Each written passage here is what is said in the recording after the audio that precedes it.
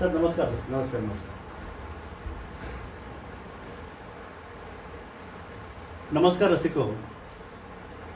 ज्येष्ठ साहित्यिक, वात्रटिकाकार, ज्येष्ठ कथाकार, उपक्रमशील शिक्षक, आदर्श मुख्याध्यापक, आदरणीय भारत सातपुते सर यांची मुलाखत आपण वेगवेगळ्या सत्रामध्ये जाणून घेत आहोत.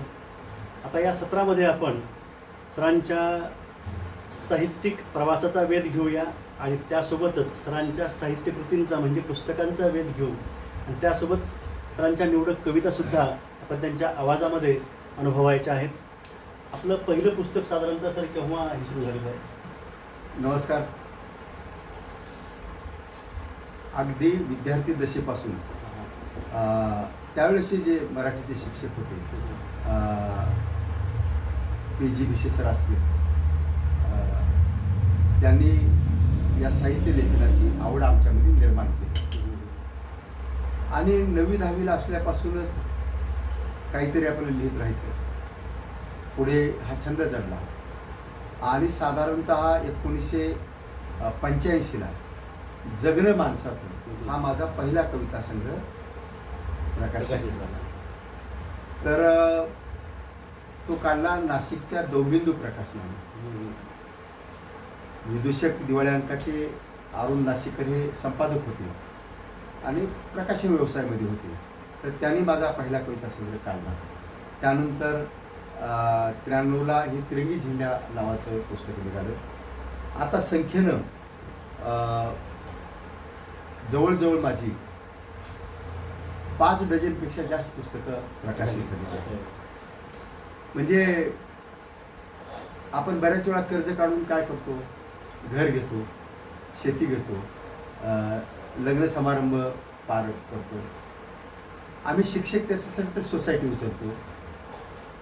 मी मात्र अगदी त्या काळी म्हणजे एकतर काय होतं, प्रकाशक पुस्तक काढायलाच तयार होत नाही अशी अवस्था होती. कारण लेखकाचं आणि शेतकऱ्यांचं दोघांचे दुःख सारखं आहे. शेतकऱ्यांना पण व्यापारी लुटतो आणि लेखकांना पण प्रकाशक लुटतो. त्यामुळं फार ही अवघड गोष्ट आहे. त्यातून प्रवास हा करत आलो आहे.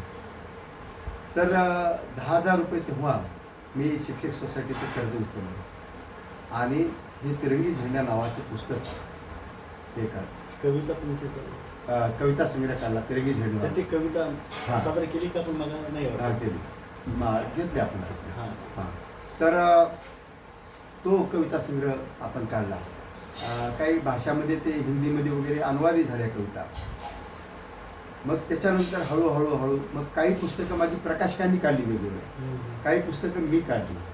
म्हणजे अगदी आता सेवानिवृत्त झाल्याच्या नंतर देखील एकाच दिवशी एकाच तारखेला मी माझ्या पेन्शनमध्ये जवळजवळ 4-4.5 लाख रुपये पुस्तकात घातली आणि एकाच दिवशी एकाच तारखेला 15 पुस्तकाचं प्रकाशन झालं.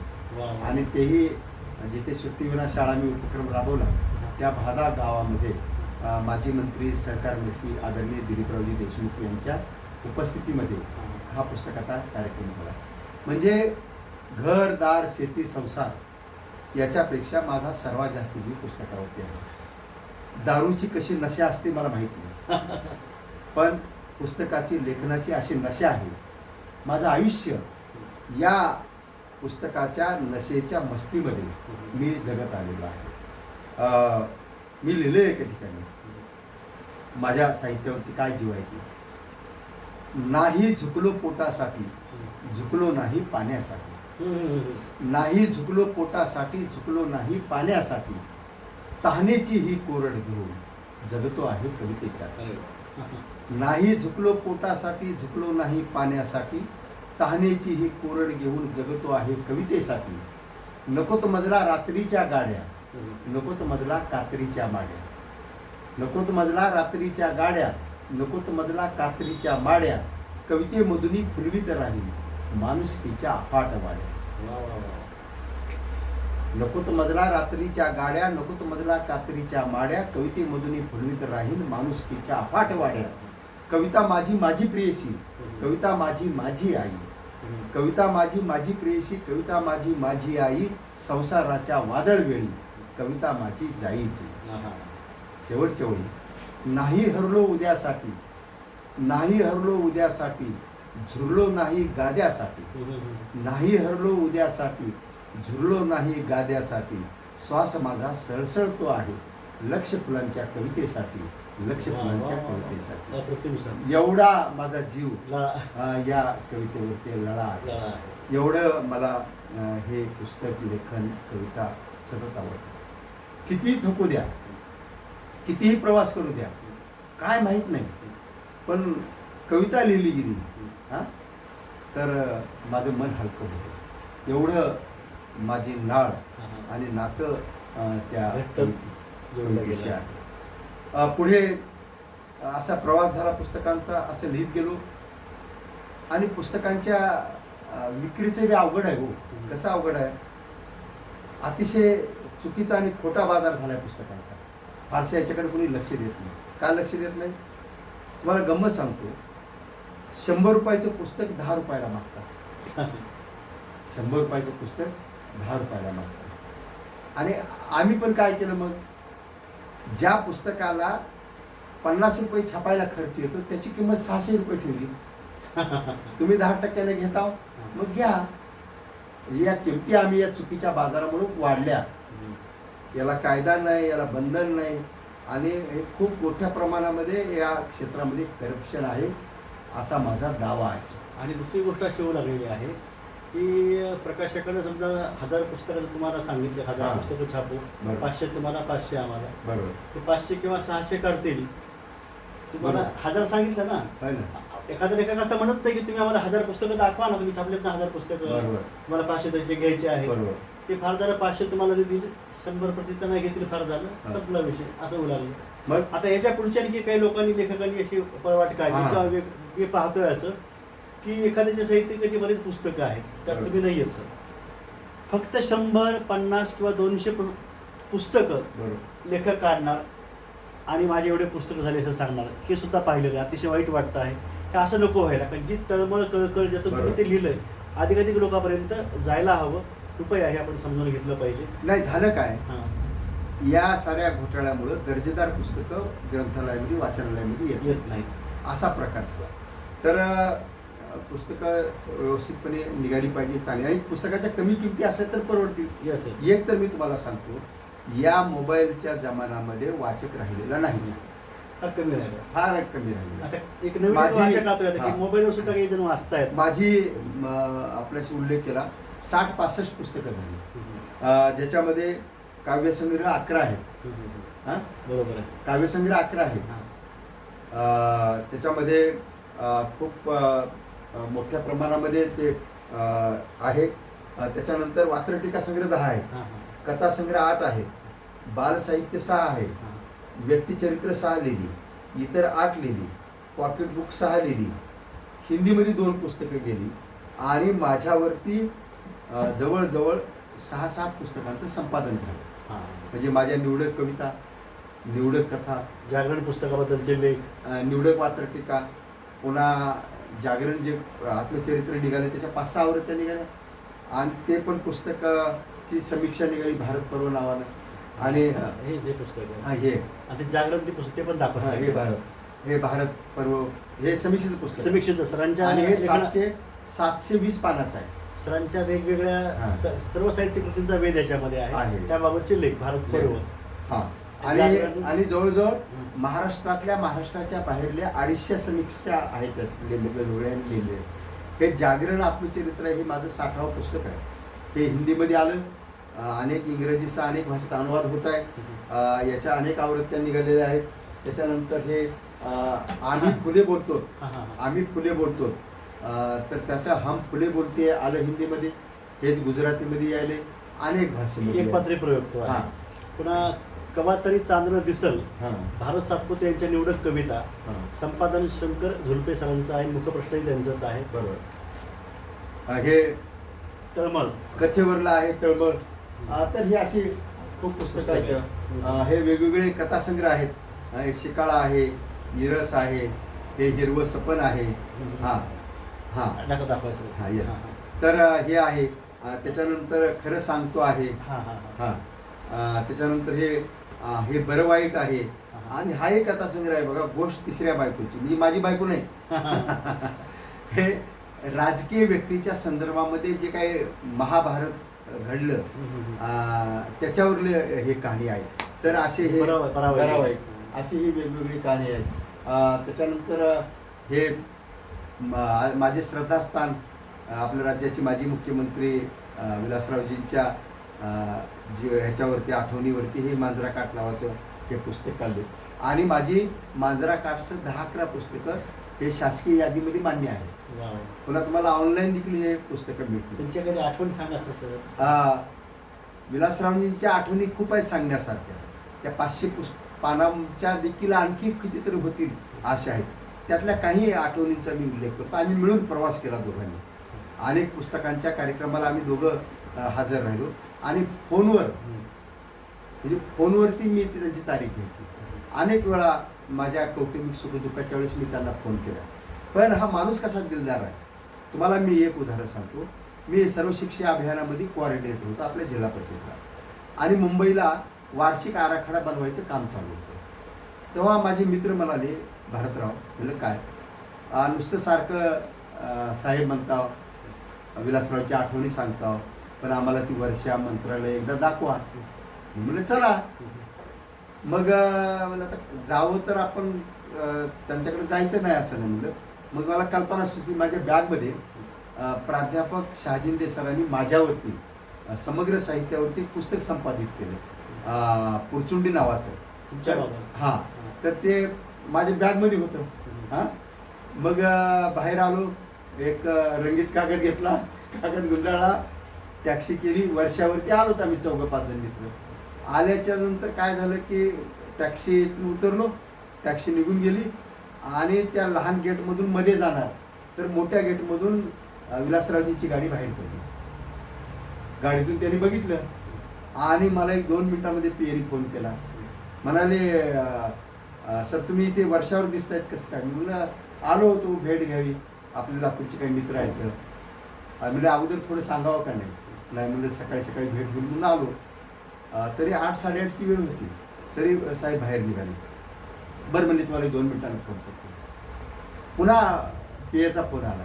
म्हणाले तुम्ही आता सरळ मंत्रालयात येता का ताबडतोब. मी म्हणलं हो येतो.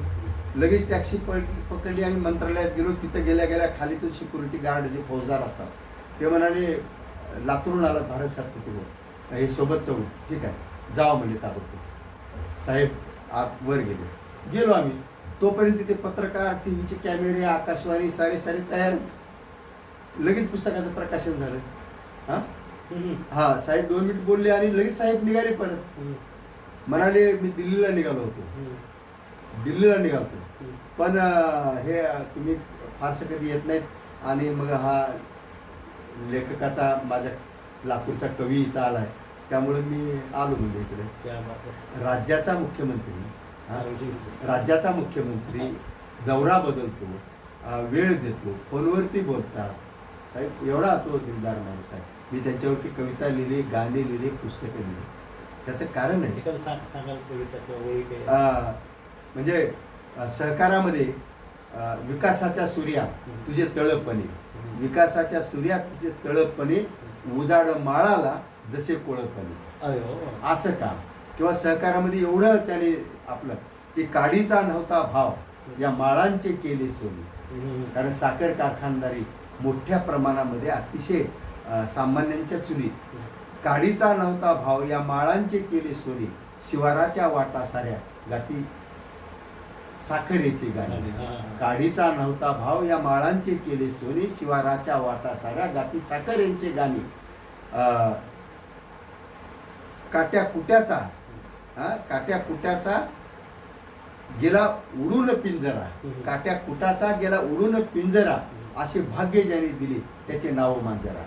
म्हणजे आज तर खूप कारखाने मोठ्या प्रमाणामध्ये आणि चलवून दाखवतात. हे विरोधकांनी बोल बरे नाही निंदकाचे सदा हाय खाणे. बाबळगावची गडी आज काय म्हणते, बरे नाही निंदकांचे सदा हाय खाणे, आम्ही चालून दाखवतो बंद पडलेले कारखाने आहे बंद पडलेले कारखाने चालून दाखवतात. नाही. बोलणं सोपं आहे. असो, तो स्वतंत्रपणे भाग आपल्याला बोलता येईल. तर अशा अनेक त्यांच्या आठवणी आहेत. एवढ्या मोठ्या प्रमाणामध्ये पुस्तकं लिहिली. आपल्याला गंमत सांगतो, जेव्हा हे पुस्तकांचं ओझं घेऊन मी पुणे मुंबईला जायचं आणि त्या दुकानदाराला मी म्हणायचं की बाई पुस्तकं लिहिले तो तुमच्याकडे विकायला राहू द्या, पुणे मुंबईला माझी पुस्तकं जातील. काय म्हणे, काय वातर टिका, बरं कोण खाते, कोण भारत सातपुते, घ्यायचे नाहीत पुस्तकं. पुन्हा मी त्यांना रिक्वेस्ट करायचे, नाही हो पुस्तकं घ्या माझे, राहू द्या, विकल्यावर पैसे द्या. असं त्यावेळेस मी भोगलं. आज तुम्हाला गंमत सांगतो, पुणे मुंबईचे प्रकाशक माझ्या मागे आहेत, आम्हाला एखादं पुस्तक द्या. पुणे मुंबईचे पुस्तक विक्रेते मला म्हणतात, काय म्हणतात की हां पुणे पुस्तक तुमचं आहे ना? हां पुणे मुंबईचे मला विक्रेते म्हणतात, काय म्हणतात की आता आम्हाला पुस्तकं द्या इकडे. माझी पुस्तकं मागवतात आता. पण हे सारं वातावरण तयार करायला मला 50 वर्ष या क्षेत्रामध्ये घालावे लागले. तेव्हा आता भारत सातपुते थोडंसं आणखी एक पुस्तक दाखवतो, आणखी एक महत्वाचं. पण एवढ्या मोठ्या प्रमाणामध्ये हां आणि खूप मोठ्या प्रमाणामध्ये हे अखिल भारतीय मराठी साहित्य संमेलन स्तरावर कवी संमेलनात गाजलेल्या निवडक वंशमोर मराठी कविता येस हे पुस्तक पण आलेलं आहे. बरोबर, यामध्ये आपली कविता आहे. येस. हां हां. तर हे असं एवढ्या मोठ्या प्रमाणामध्ये हे झालं. हे लिहिलं. मी खरं सांगतो तरी मला पुरस्कार भेटले, लहान मोठे सर्व, आणि पैसा न देता. आता पैसे देऊन आणि पुरस्कार भेटतात, पदव्या भेटतात, काय पण भेटते आता. पण पैसा न देता माझ्या नावावर मी स्वीकारलेले आता जवळजवळ कालच्या तारखेपर्यंत 125 पुरस्कार वा, आहेत. वा, वा. विशेष गोष्ट सगळी. 125 पुरस्कार आहेत. त्यांना धन्यता वाटते हां. प्रतिष्ठानला. पण तुम्हाला गंमत सांगतो, काय जातीवाद कुठे नाही, हां. गटबाजी कुठे नाही, सर्वत्र खरं आहे. आहे. सर्व सर्वत्र क्षेत्रामध्ये आहे. आहे. सर्वत्र आहे. आम्ही भाषणं करतो मोठमोठे, बरोबर आहे का, आणि हे एक. पण मी एके ठिकाणी असं लिहिलंय, काय लिहिलंय सांगतो तुम्हाला. मला जर दारू प्यायचं व्यसन असतं तर या साहित्याच्या क्षेत्रातल्या मोठ्या ग्रुपमध्ये मी राहिलो असतो. काही दिवस जवळ राहिलो यांच्या, काही दिवस जवळ राहिलो, लक्षात आलं की यांची व्यसनं वाईट आहेत, मी बाजूला सटकलो. मोठमोठ्या कवींच्या उपस्थितीमध्ये कवी संमेलनात मी सूत्रसंचलन केलं. पण माझ्या लक्षात आलं आमचं वागणं आणि बोलणं याच्यामध्ये तफावत आहे. त्यामुळं मी बऱ्याच वेळेला बाजूला मारलो. असो, सर आपल्या पण बोला बोला. पण पुरस्कार खूप मोठ्या प्रमाणामध्ये, आणि हे साधे पुरस्कार नाहीत. का बरं नाहीत? 500-500 पुस्तकं आली, 1000-1000 पुस्तकं आली, 100-100 पुस्तकं आली, आणि त्यातून आपल्या पुस्तकांची निवड झाली. ही विशेष गोष्ट आहे. हा, हे विशेष आहे. वेगवेगळ्या हा महाराष्ट्राच्या बाहेर सुद्धा वेगवेगळ्या राज्यातून हा सन्माननीय अशा विचारमंचाच्या माध्यमातून सरांना पुरस्कार हे भेटलेले येस. आहेत. माझा कर्नाटकामध्ये सत्कार झाला, गुजरातमध्ये झाला, गोव्याला झाला, तिथून लेखकाने लिहिलं. हे सर्व मोठ्या प्रमाणात. पण मला असं वाटतं हे सर्व क्षणिक आहे, हे सर्व शून्य आहे. का शून्य आहे? मला प्रामाणिक असं वाटतं की ज्ञानेश्वराच्या पायाशी, बहिणाबाईच्या पायाशी, तुकारामाच्या पायाशी एक वाळूचा कण लहान होण्या इतपत शक्ती आणि बुद्धी माझ्यामध्ये निर्माण झाली. त्यावेळेस कुठले पुरस्कार होते? त्यावेळेस काहीच पुरस्कार नव्हते. त्यावेळेस या कविता गोष्टी वाचायसाठी खूप छान कविता. त्यावेळेस त्याच्यामध्ये हे एक मिनिट थांबा. नाही. याच्यामध्ये आहे. तर त्यावेळेस मुरपली मागायची माझी आहे. त्यावेळेस मी खूप मोठ्या प्रमाणामध्ये लिहिलं. लक्षात ठेवा की की मी एवढे पुरस्कार घेतले, लक्षात घ्या, आणि तरी मी पुरस्कारावर लिहित आहोत. पुरस्काराच्या गमती जमती नावाचं माझं पुस्तक फार निघालं. म्हणजे मी धडधडपणे तेही लिहिलं पुरस्कारांच्या गमती जमतीवरती. हां, मी पुस्तक लिहिलं. लक्षात हा, हे पुरस्कारांच्या गमती जमती, हां असं लिहिलं. पण मी कविता लिहिली आहे का, खूप छान. स्वतः शिळे खाऊन दुसऱ्यांना ताजे देणार, स्वतः आजारी राहून दुसऱ्यांना बरे करणार, स्वतःचे अश्रू लपवून दुसऱ्यांचे अश्रू पुसणार. सुखात नसते आई, दुःखात आठवते आई, आई हीच तिची पदवी, सारखी करत असते सेवा. त्या आईला कोणता पुरस्कार द्यावा? हम्म. ज्यांचा राग जीवनाला जाग देतो, ज्यांच्या हातावरली फोडं चुलीचे कोडे सोडवतात, जे ओठापेक्षा डोळ्यांनी बोलतात खूप काही, कटू शब्दातून बाप जीवनाला आकार देई, पाषाणाच्या आतही मेनाचा असतो ठेवा, त्या बापाला कोणता पुरस्कार द्यावा?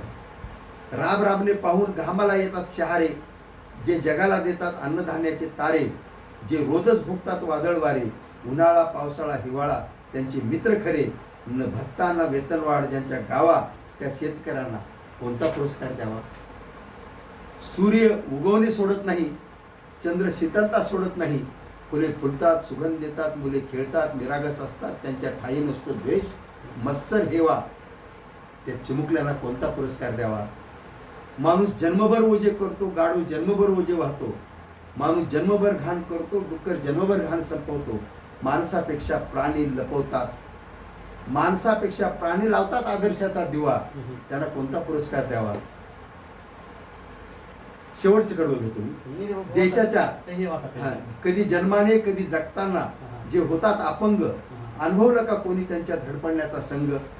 अपंग आहोत आपण याचे त्यांना नसते भान, त्यांना स्वप्न आकांक्षा पेरण्यासाठी अपुरे पडते रान, दिवस आणि रात्रीनेही ज्यांचा महिमा गावा, त्या अपंगांना कोणता पुरस्कार द्यावा?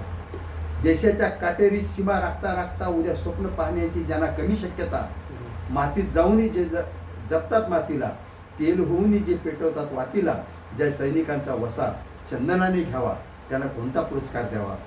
म्हणजे एवढं पुरस्कारावरती पुरस्कारावरती आणखी दीर्घ कविता आहेत. या कवितांचं आपण पुन्हा कधीतरी वाचन करावं. एखादी कविता बरं शिवाय आणखी कुठली एखादी वेदक कविता? यस.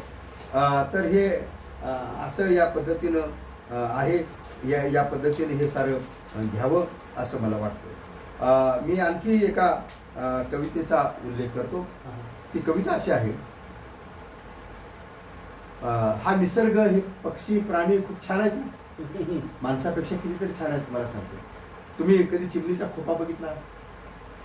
जगातला कुठलाही इंजिनियर तो तसला खोपा नाही बनवू शकत, खरं आहे?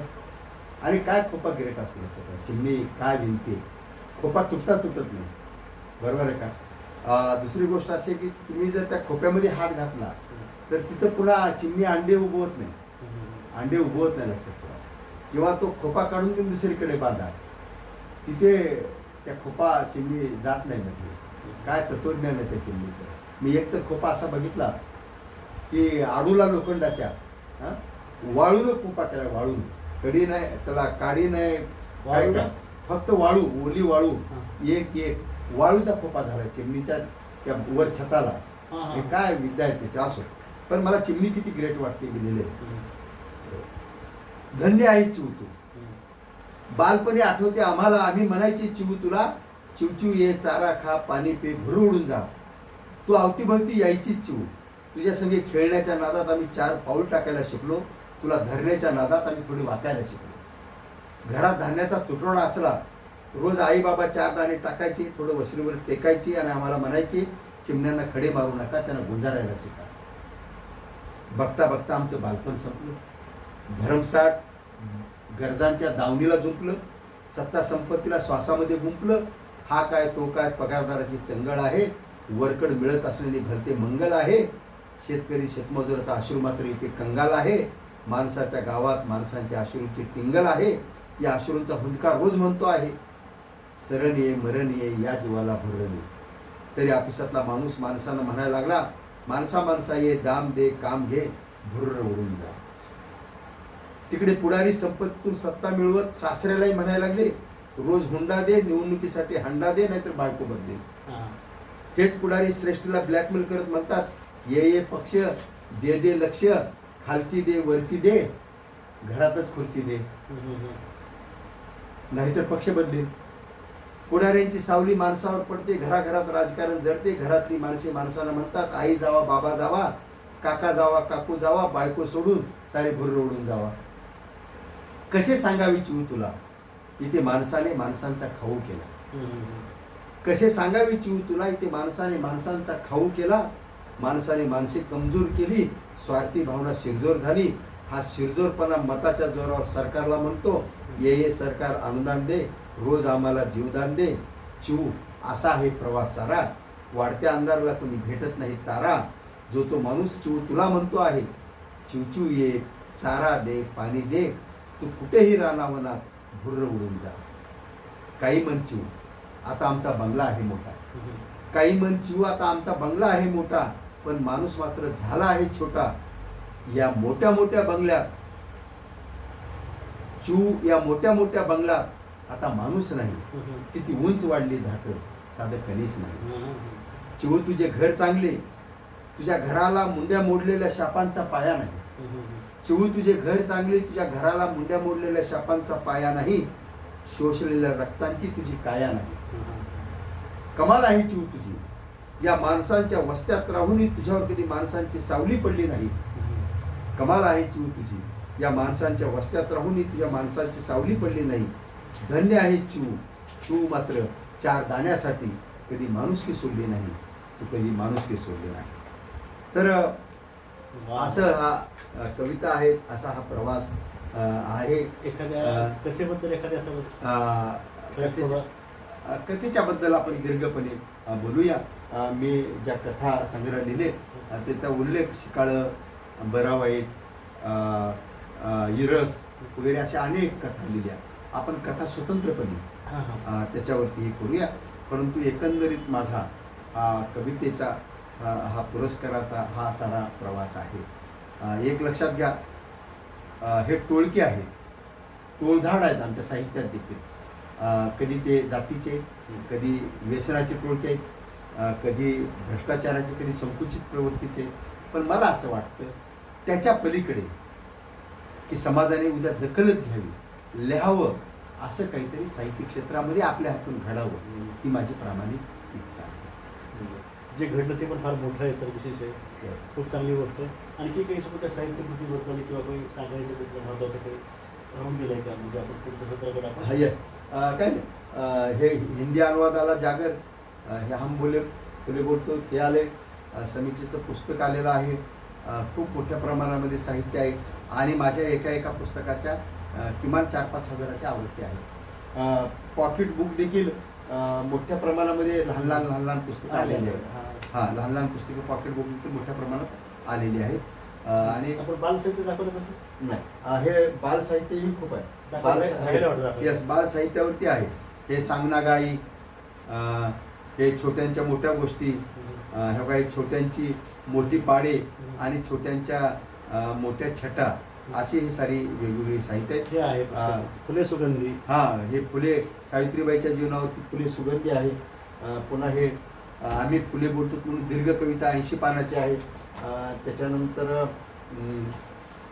हे द्या टाळी फुले पुस्तक संपादित केलेलं आहे. त्यानंतर हे भिकारी आणि पुढारी आहे. हे चेहरा आहे, शाळेती आहे. अशा खूप लिहिल्या. काही काल्पनिक प्रेम कविता देखील उल्लेख मी 1-2 आपल्याला करतो. काय उल्लेख आहे बघा की चेहरा इथं मी असं लिहिलेलं आहे या पुस्तकामध्ये की एवढा बोलका चेहरा अश्रूंनाही वाटू लागले तुझ्या डोळ्यात दडावे आणि हारालाही वाटते तुझ्या गळ्यात पडावी. अशा लहान कविता आहे. खूप लिहिल्या मी तशा. विशेष सांगितलं पाहिजे की दैनिक एकमत असेल, बरोबर, दैनिक संचार असेल, मराठवाडा नेता असेल, मराठवाडा नेतामध्ये मी जवळजवळ 18 वर्ष वात्रटिका लिहिली. रोज वात्रटिका आणि 18 वर्ष लिहिल्या. खरं तर ते माझे मित्र आहेत रामेश्वर, त्यांचे ऋणी व्यक्त करावे लागतील. आणि त्यांनी वाव देऊन एवढ्या मोठ्या प्रमाणात वात्रटिकेची माझी अनेक गोफनगुंडा वगैरे, हे वात्रटिकेची पुस्तकं आहेत. बाबा बाटलीचे, त्यानंतर हे आता बोंबला, त्यानंतर हे कानपिचक्या, त्यानंतर हे गोफनगुंडा, अशी वेगवेगळी आणि खूप मोठ्या प्रमाणामध्ये पुस्तकं आहेत. नाही असं आहे. एक चेहरा नावाचं एक लहान आहे तिथे त्या ते आहे. एक हे सांगायचं राहून जाईल, बाबा बाटलीचे, लहानपणी बाटली दुधाची, तरुणपणी दारूची, म्हातारपणी औषधाची बाटली. बरोबर आहे. चारुळ्याही खूप लिहिल्या हा. तरुणासाठी. एक मिनिट. एका पुढाऱ्याचा स्पर्श झाला मिरचीला आणि गंमत बघा खोकला लागला खुर्चीला. मुलासाठी लिहिल्या नाही असं नाही, पण हल्ली काय खरं सांगू प्रेम वगैरे ना त्याच्यावर नंतर बोलूया. पण सारा ह्याचा बाजार आहे वासनांचा असं. पण मी काय चारुळ्या लिहिल्या, त्यातल्या 2-4 चारुळ्यांचा उल्लेख करतो.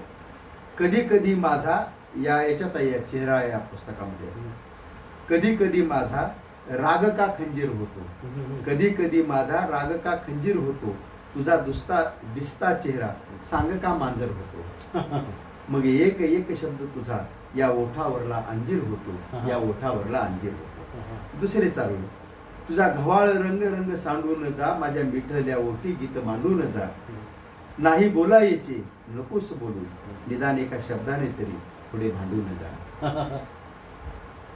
आणखी एक, लावूनी आशा भेटते निराशा, लावूनी आशा भेटते निराशा, सपनांची होते लाही लाही, नकोच मजला आता काही आणि दिले तरी मी घेणार नाही, फक्त नजरेची शपथ घेऊन एकदा सांग हो म्हणून का म्हणालीच नाही.